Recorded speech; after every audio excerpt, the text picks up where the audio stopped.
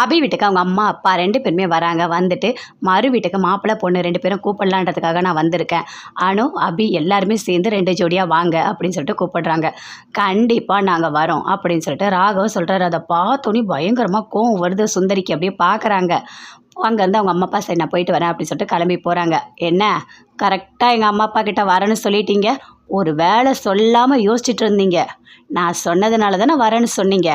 நீங்கள் மட்டும் சொல்லாமல் இருந்திருந்தீங்க இப்போவே நான் வீட்டை விட்டு வெளியே போயிட்டுருப்பேன் அப்படின்னு சொல்லிட்டு அபி சொல்கிறாங்க. என்ன ஓவராக மிரட்டுறியா அப்படின்னு சொல்லிட்டு ராகவ் கேட்குறாரு. இல்லை நான் உண்மையை தான் சொன்னேன். உங்களுக்குள்ளே யார் வாழ்வா? ஏதோ இருக்கணுன்றதுக்காக நான் இருக்கேன், எங்கள் அப்பாவோட ஆப்ரேஷன் முடியணுன்றதுக்காக அப்படின்னு சொல்லிட்டு அபி சொல்கிறாங்க. 2 பேருமே சேர்ந்து எல்லாருமே அழகாக சூப்பராக கிளம்பி போகிறாங்க அவங்க அம்மா வீட்டுக்கு. சந்தோஷமாக அபி அனு 2 பேருமே வாங்க வாங்க அப்படின்னு சொல்லிட்டு வீட்டில் கூப்பிடுறாங்க. கூப்பிட்டு விருந்துக்காக எல்லாருமே போகிறாங்க.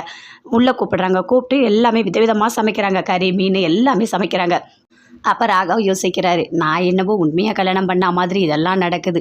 எனக்கு பிடிக்காத ஒரு விஷயம், இந்த அபியை நம்ம கண்ட்ரோலில் 8 மாதம் வச்சுக்கணுன்ற ஒரே ஒரு காரணத்துக்காக தான் இந்த மறு வீட்டுக்கு நான் வந்திருக்கேன் அப்படின்னு சொல்லிட்டு மனசுக்குள்ளேயே யோசிக்கிறாரு. அப்படி நல்லவ மாதிரியே நடிச்சிட்ருக்கா அந்த அபி அப்படின்னு சொல்லிட்டு வாங்கன்னு சொல்லிட்டு எல்லாமே நல்லா சமைக்கிறாங்க. சமைச்சிட்டு உட்கார வைக்கிறாங்க. அனு, ஆகாஷ் நீங்களும் வந்து உட்காருங்க. அபி, ராகவன் நீங்களும் வந்து உட்காருங்க. நீங்கள் 2 பேருமே எனக்கு ரொம்ப சந்தோஷமாக இருக்குது வந்ததுக்கு அப்படின்னு சொல்கிறாங்க. தேவையான இலையெல்லாம் போட்டு நல்லா சாப்பாடெல்லாம் பரிமாறுறாங்க. சாப்பிடுங்க, நல்லா சாப்பிடுங்க அப்படின்னு சொல்கிறாங்க. சாப்பிடும் போது சொல்கிறாங்க அவங்க அத்தை, இங்கே பாரு அபி, நீ மாப்பிள்ளை கொஞ்சம் ஊட்டி விடு, அதான் நல்லாயிருக்கும் அப்படின்னு. அப்படியா, நான் ஊட்டி விடு, வாங்க வாங்க வாங்க அப்படின்னு சொல்லிட்டு அப்படியே சாப்பாட்டை வச்சு வாயில் அப்படியே போடுறாங்க. ஐயோ காருதுன்னு கத்துறாரு. என்னங்க ஸ்வீட் சாப்பிடுங்க அப்படின்னு சொல்லிட்டு ஸ்வீட் அப்படியே வாயில் அப்படியே திணிச்சு விடுறாங்க. பயங்கரமாக எல்லாருமே சிரிக்கிறாங்க. ராகவ் நீங்களும் அபிக்கு ஊட்டி விடுங்க அப்படின்னு சொல்கிறாங்க. அப்படியே நல்லா நிறைய சாப்பாடு எடுத்து வாயில் ஃபுல்லாக அப்பறாரு. ஐயோ அப்படியே புறக்கேறுது.